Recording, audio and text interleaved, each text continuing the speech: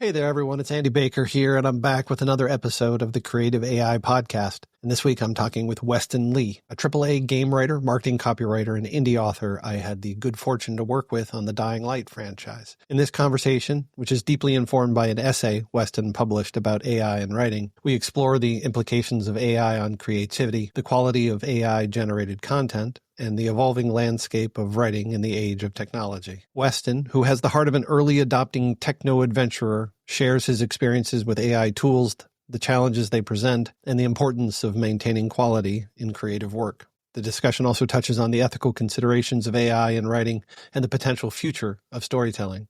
We also get into the weeds on the writing process, the intricacies of character development, the limitations and potential of AI, how AI can serve as a tool for writers, the challenges it presents, and the importance of human interaction in AI experiences. The discussion also touches on the future of AI, its societal implications, and the potential for AI to assist filmmakers in their creative endeavors. Weston and I don't agree on all things AI and the creative process, but we do have a lot of fun here talking about where we agree and where we diverge. So let's get to the convo, shall we?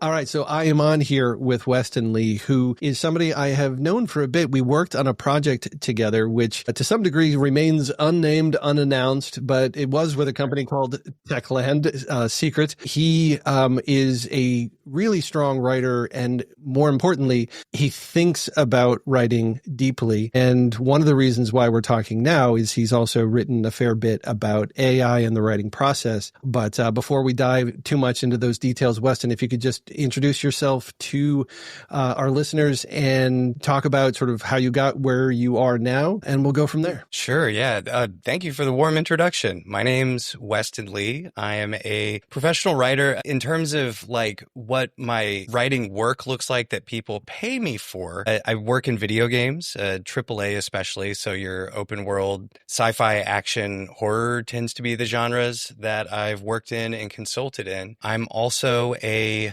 copywriter, like a brand and creative copywriter and a content strategist. My big client right now is Aperture, which is the largest cinema lighting company in the world. So I'm doing all kinds of stuff with them. I work with their internal creative agency. So we get tapped by all these different corners of the company. So it could be any number of things. Doing a write-up on how these lights were used on Dune Part 2 was a recent thing. Product launches, designing and writing the new web pages. And then, I'm an indie author. I have 3 books out. My third one I kickstarted and it funded in 4 hours. And as it relates to AI, I've experimented with AI all through every corner of that career. Have learned a lot about it and really want to educate other writers who might feel on the back foot with the way that they're talked at about it. Like the marketing coming from the tech hype engine can be pretty confident and it sounds like it's really right. And so that's me in a nutshell. Well, I can certainly speak to that in that here on the Creative AI podcast,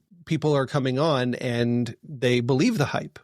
And that's not always a positive thing. Sometimes it's hype about what it can do to help, but it's also what it can do that might scare or intimidate creatives in thinking, oh my gosh, it's going to replace. There's a bunch of really great lines that have made their way, and I list them out in that essay you mentioned, but like there's just some really good marketing slogans that I've heard uttered word for word from the mouths of like fellow writers and aspiring writers, professional writers and aspiring writers. And I'm just like, where did you hear that? You know, they're not even saying that at you, right? That's directed at investors to get investors to invest in the industry. I know that I am guilty of parroting some of them. One that you pointed out that has been kicking around for a bit now, this idea that you're not going to get replaced by AI, you're going to get replaced by someone who is using AI. Doesn't it sound great? And I'm not saying it's 100% not true. I'm saying that I think that, sorry, finish your thought. I feel like I cut you off. No. I was just simply going to say that, and I'm glad you said what you said, that it's not entirely untrue. It is still a packaged saying, right? Where it's like, okay, you're expected to, well, don't question it. It's a tidy little saying that seems to contain this elemental truth, but you look at it and say, and again, you can look at it from different directions. You could say, okay, I'm not going to get replaced by AI. Is that true? Or is it that I have to be the orchestra conductor in the middle of things? Is AI truly... Am I a prompt auteur? Yeah. And Wow, what a but fun also, sounding job. And then you touch on this throughout the essay, this idea of, is it really that good, or is it just the promise that it's going to be that tool that someone can use to replace those who aren't, that the people who aren't using it don't stand a chance? And that seems to be encapsulated in that statement, which, but you still have to question that, whether or not that's true, given, we know what they're capable of now, and we know what they were capable of a year ago. And are we on the exponential curve or not? Or are we running into walls? Are there limitations? Is this hype? Like, as you pointed out, people have a vested interest in having everybody believe that AI is inevitable. Yeah. Certainly on the tech side, they need it to go. Tech has they just really need something to hit. They just feel like they really need smartphones too. They need the sequel to smartphones. And yeah, I think my background makes me kind of a unique, I feel like not a lot of writers have shared my path through things. I think there's some overlaps, but like I've always been a tech power user, and I'm like not the earliest adopter, but I'm like a medium early adopter of things. Like I had an Oculus Rift pre-ordered, so when interesting new technologies come out, I'm not going to get DK2 in 2013 from Oculus, but I might get the first consumer product, and then the touch controllers, and then a Quest 2, and a Quest 3, and a Valve Index. And somewhere in there was a Windows headset because it was cheaper, and it was hard to get headsets, I think, because that was during COVID.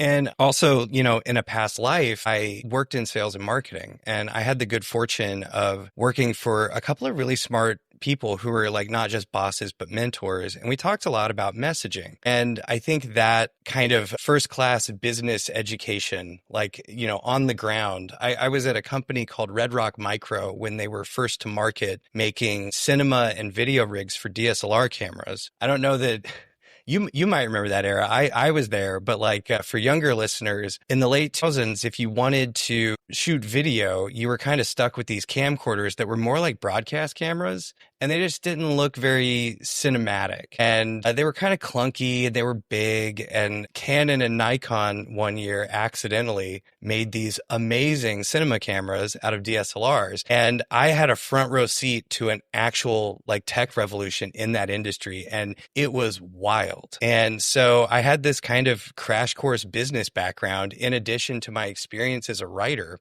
And then, the other thing that I think is relevant to this is like in professional writing environments, I've used and been around people who've experimented with AI. So I think a lot of people that are on the back foot and feel like they don't have any way to question the marketing, it's because they're missing, and this is a lot, like an understanding of the tech side, an understanding of the business side, an understanding of the craft of writing, and then also understanding like in a writer's room, how would AI even be used? And it's like, nobody has all four of those. And it's like, but I have a little bit. I'm like a rank amateur in each one. So it's like, maybe I can like help a little bit. So that was a big reason why I spent the time to work on this explainer. Yeah. Well, and I think, again, you hit on so many things that are anyone in the creative field, they're thinking about. Whether they have started to experiment, whether they've resisted it, whether, they've, writers by their nature tend to be thinkers. You have to be. It's like these tools, how do I feel about them? What are they doing? What do I think about that?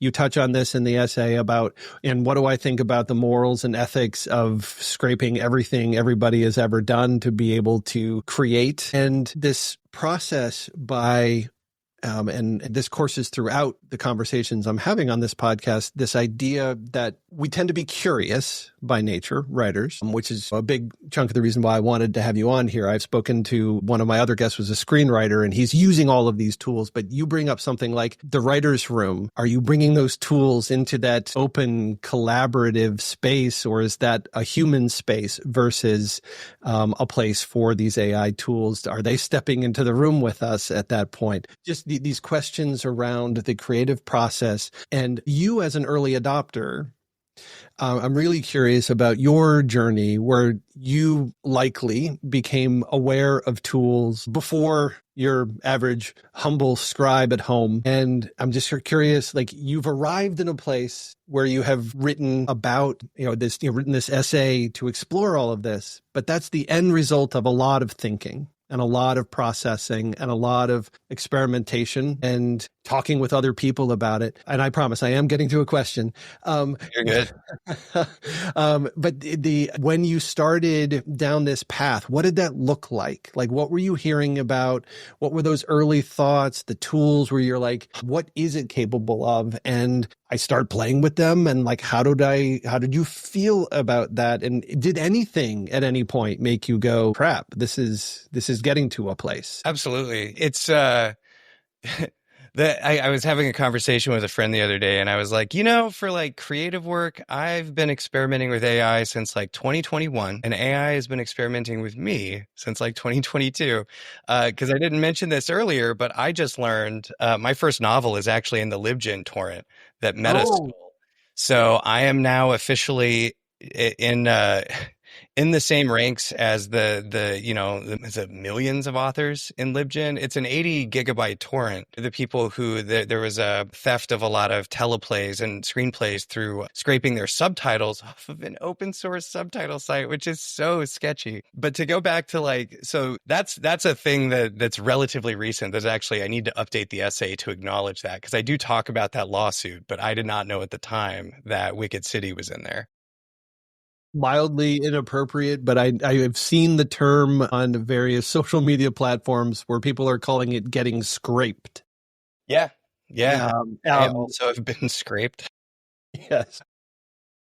Yeah, I have this vague memory of using I think Google had a DeepMind thing that they made available to people in the 2010s that was kind of just like a acid trip fractal generator. It didn't do much at the time. I probably have a screenshot of some like horrible looking dog monster that I made on it.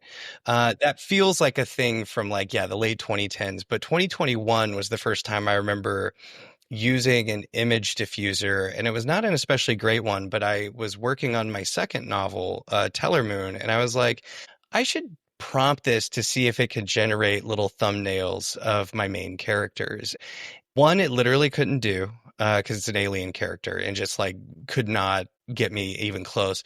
There were 3 that were okay, and its thumbnail for the main character was the first time I had this is giving me, it's kind of the first use of, I guess what I would describe it as the sounding board, where it gives you something back that's a little bit interesting, and it kind of shifts how you think about a character or an idea. A lot of times a sounding board will be a bad idea and you come up with a good one. This one was actually kind of out of left field. I'd never pictured this main character, this space cadet with this square jaw and this kind of serious look on her face. And it kind of made me think about her in a different way that I thought was really neat. So my initial experience was pretty positive. And then the next year, Midjourney, I think 2 was the version that came out. And as I was working on my third novel, I started playing with that pretty proactively, just to seeing what I could generate. And I actually ended up using some AI art on the Kickstarter campaign. And the whole course, that was the first time I started to get some friction from artist peers, where they were not super thrilled. And that's something that's come up before. And I also talk about it in the essay, because I also did some image generation working in video games. But that stuff was very much back of napkin. I just need a thumbnail for this character bio sheet. I want the artist to throw it away, but this is close-ish to what I had in mind.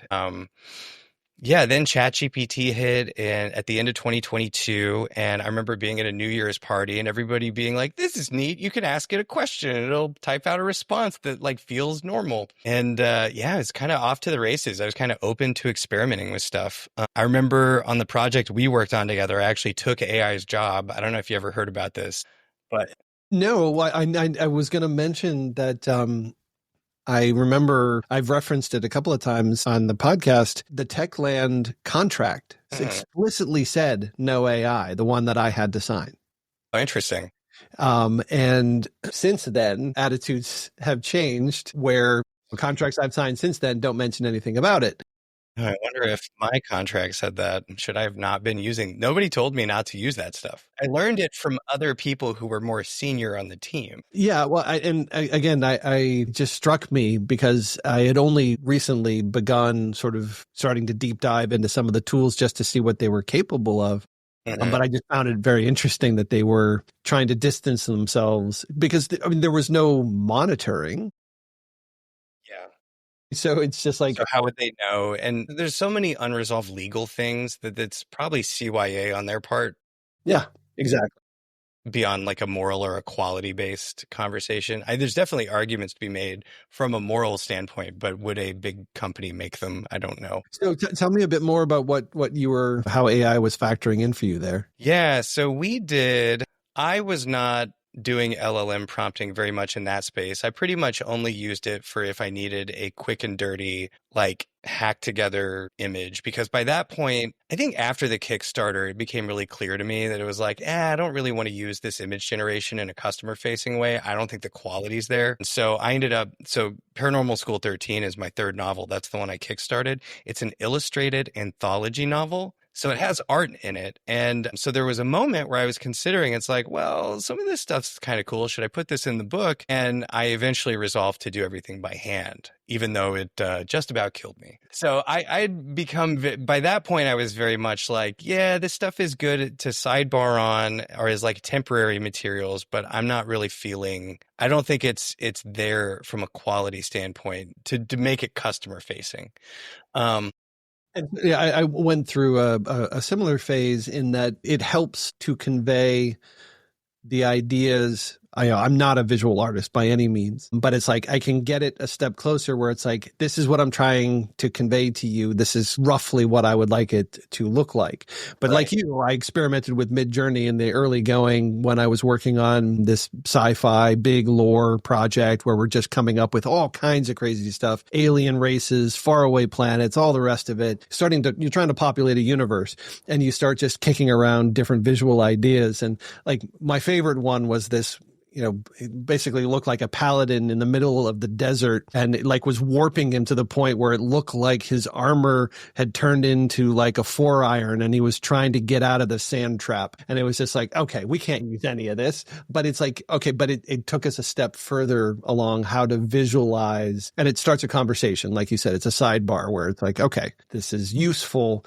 but it's not going to face a customer anytime soon. Yeah, there was definitely a point where I started to have the concern of it's like, am I hurting my brand by putting AI into it in a way that, or like if I'm working on a big project, do I undermine the quality of the project? And I think that concern has been pretty founded. I think that in the years since, there's enough awareness from people if something like I had a conversation with the creative agency with a client the other day where somebody was very adamantly like, we cannot use that image. It's AI. And they were like, no, it's not. And I was pretty sure it wasn't. It didn't have like the weird fraying edges and stuff, but it was generic enough that I was like, this is a non-technical marketing person who's very adamantly like, we cannot use this. I think it's crossing over into, and anecdotally, there's stuff where like Gen Z is becoming a little too aware. And I mean, there's obviously political implications now where AI is being used by parties who would do other parties harm,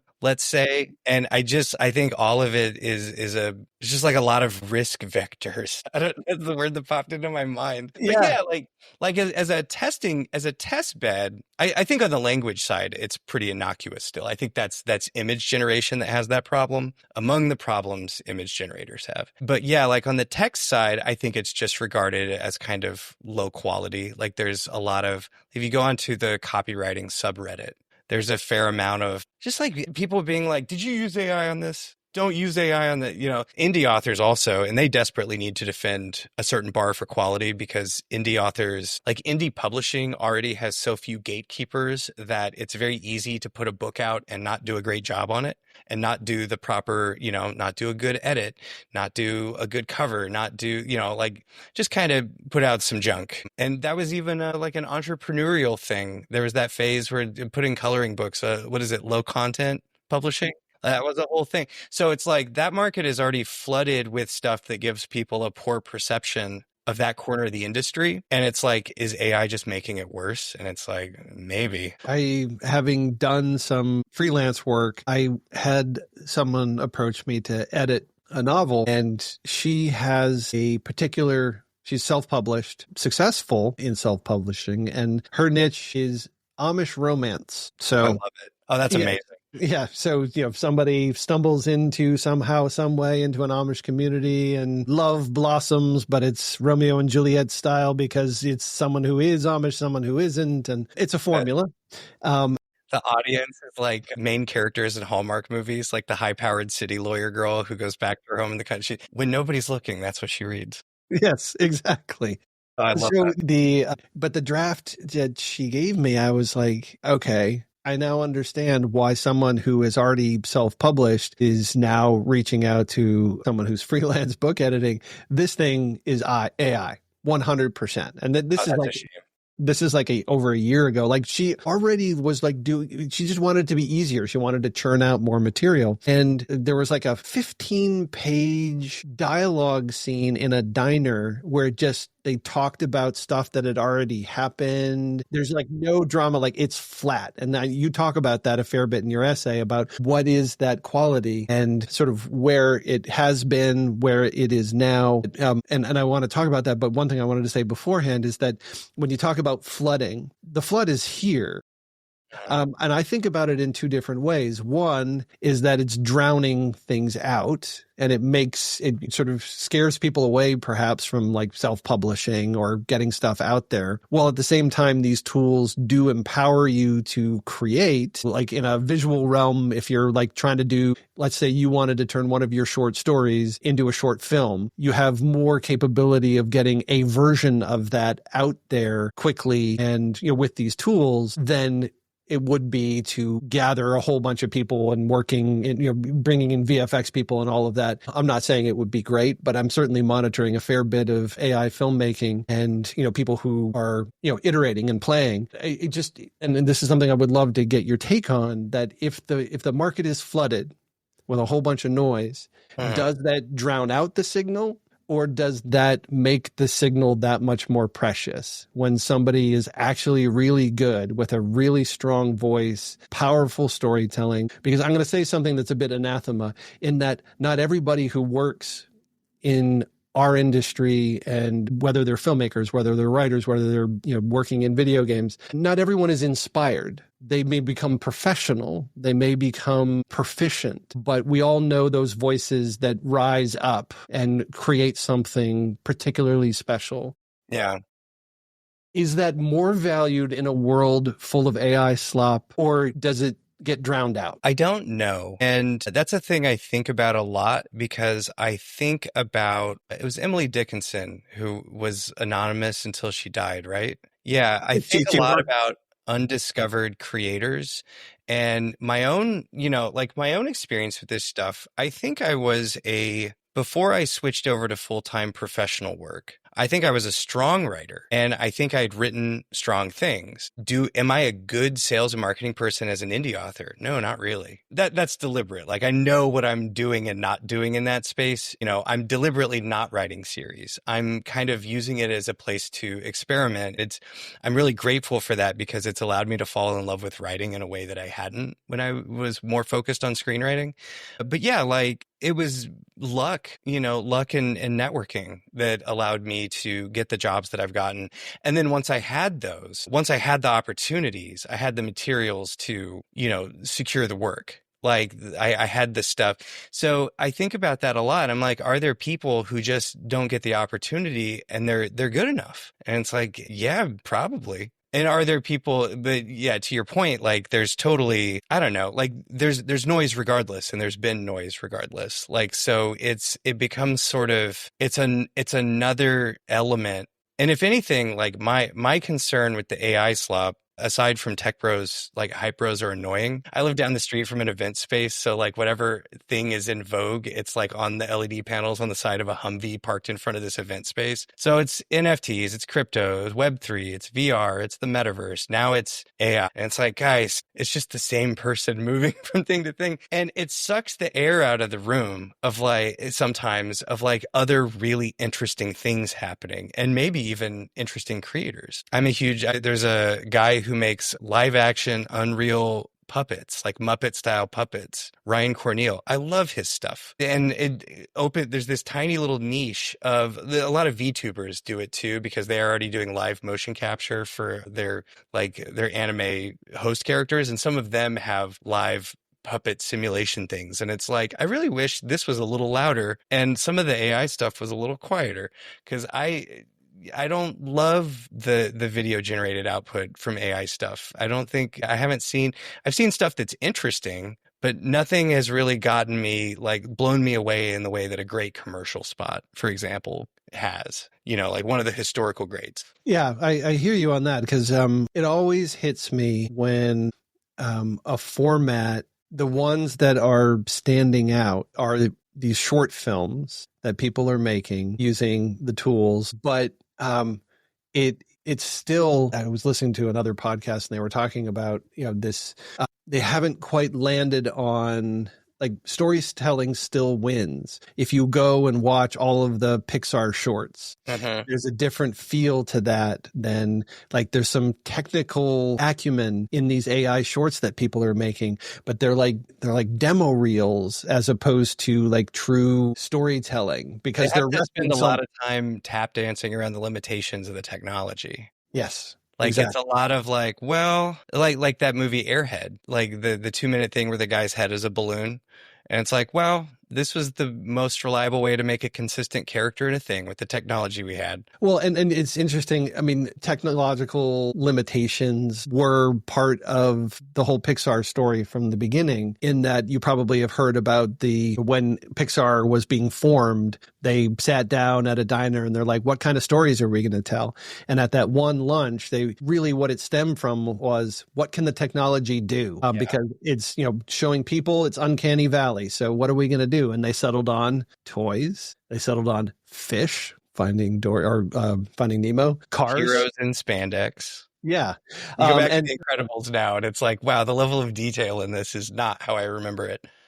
Exactly. But you take the technology as it is, not as we wish it to be. But anyway, so there's something about, but what I'm seeing, and I'm curious what you think, is that everyone's playing around with it. Everyone is iterating. And have you seen any steps taken where you're like,